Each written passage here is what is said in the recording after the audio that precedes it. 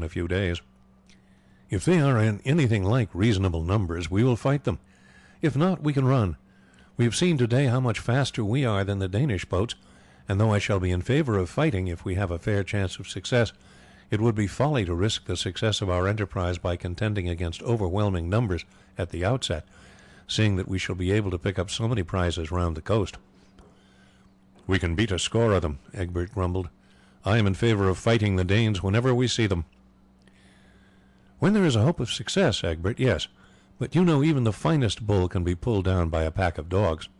The Dragon is a splendid ship, and does credit alike to King Alfred's first advice, to the plans of the Italian shipbuilders, and to the workmanship and design of the shipwright at Essex, and I hope she will long remain to be a scourge to the Danes at sea, as they have been a scourge to the Saxons on shore.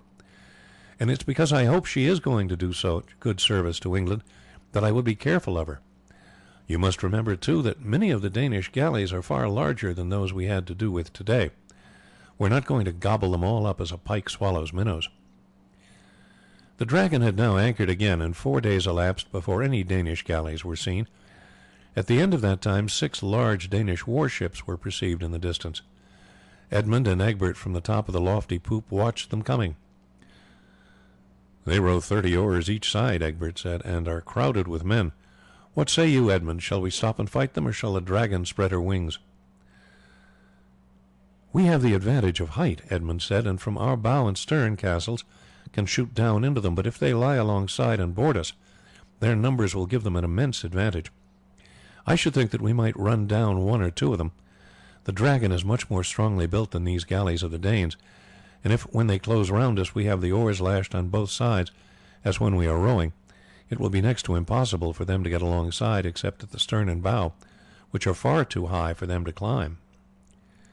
"Very well," Egbert said. "If you are ready to fight, you may be sure I am."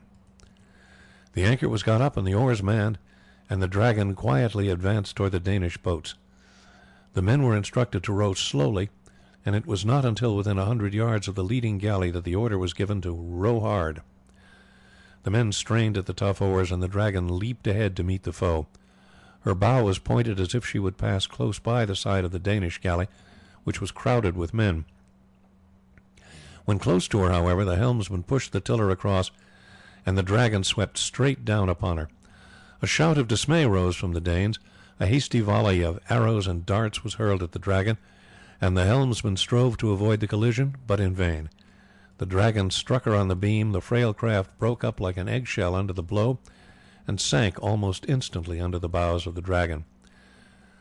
Without heeding the men struggling thickly in the water, the Dragon continued her course. Warned by the fate of the first boat, the next endeavoured to avoid her path. Her commanders shouted orders. The rowers on one side backed while those on the other pulled, but she was not quite quick enough. The Dragon struck her a few feet from the stern, cutting her in 2. The other galleys now closed in alongside. The Saxons hastily fastened their oars as they had been rowing, and then betook themselves to the posts, those with spears and swords to the sides to prevent the enemy from climbing up, the archers to the lofty castles at either end. The Danes had the greatest difficulty in getting alongside, the oars keeping the galleys at a distance. For some time the combat was conducted entirely by the archers on both sides, the Danes suffering much the most heavily, as the Saxons were protected by the bulwarks, while from their lofty positions they were enabled to fire down into the galleys. At last one of the Danish vessels rowed straight at the broadside of the Dragon, and breaking her way through the oars, her bow reached the side. Then the Danes strove to leap on board, but the Saxons pursued the tactics which had succeeded so well on land, and forming in a close mass where the Danish vessel touched the Dragon, opposed a thick hedge of spears to those who strove to board her. The Danes fought desperately. Several notable leaders, hearing that a great Saxon ship had appeared on the Thames, had come down to capture her, and leading their followers strove desperately to cut their way to the deck of the Dragon. Taking advantage of the strife, the other galleys repeated the maneuver which had succeeded, and each in turn ran their stem through the Saxon oars, and reached the side of the Dragon. In this position, however, they had the immense disadvantage that only a few men at once could strive to board, while the Saxons were able to oppose all their strength at these 4 points. For a time the Saxons repulsed every effort, but as the lashings of the oars gave way under the pressure of the Danish ships, these drifted alongside, and they were thus able to attack along the whole length of the bulwarks between the castles.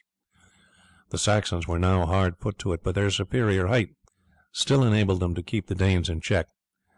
All this time the 5 vessels had been drifting down the river together.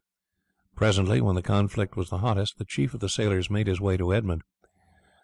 "If we get up the sails we may be able to draw out from the galleys." "Do so," Edmund said, "and at once, for we are hardly pressed, and there are 4 to 1 against us." The sailors at once sprang to the halyards, and soon the great sail rose on the mast. Almost instantly the Dragon began to glide away from the galleys. The Danes with ropes endeavoured to lash themselves to her sides, but these were severed as fast as thrown, and in 2 or 3 minutes the Dragon had drawn herself clear of them. The Danes betook themselves to their oars, but many of these had been broken between the vessels, and rowing their utmost they could only just keep up with the Dragon, for the wind was blowing freely. Fully half the oars of the Dragon were broken, but the rest were soon manned, and she then rapidly drew away from her pursuers. "I am not going to run further," Edmund said. "Now that we have once shaken them off, let us turn and meet them again." As the vessel's head was brought up into the wind the Danes ceased rowing. The fate which had befallen their 2 galleys at the commencement of the fight was still before them. They had lost great numbers of men in the attempt to board from the Saxon pikes and arrows, and their desire to renew the fight vanished when they saw that the Saxons were equally ready. Therefore, as the Dragon approached them, they sheered off on either side of her and rowed for the mouth of the Medway. The Saxons did not pursue. They had lost 8 men killed and 17 wounded by the Danish arrows, and were well content to be quit of their opponents, upon whom they had inflicted a severe blow, as each of the galleys sunk had contained fully 150 men, and great numbers of the Danes on board the other ships had fallen. They now left the Thames and sailed to Sandwich. The town had been shortly before burned by the Danes, but these had left, and some of the inhabitants had returned. Here the Dragon waited for a week, by the end of which time the traces of the conflict had been obliterated, and new oars made. Edmund found no difficulty in filling up the vacancies caused in the fight, as many of the young Saxons were burning to avenge the sufferings which the Danes had inflicted, and could have obtained several times the number he required had there been room for them.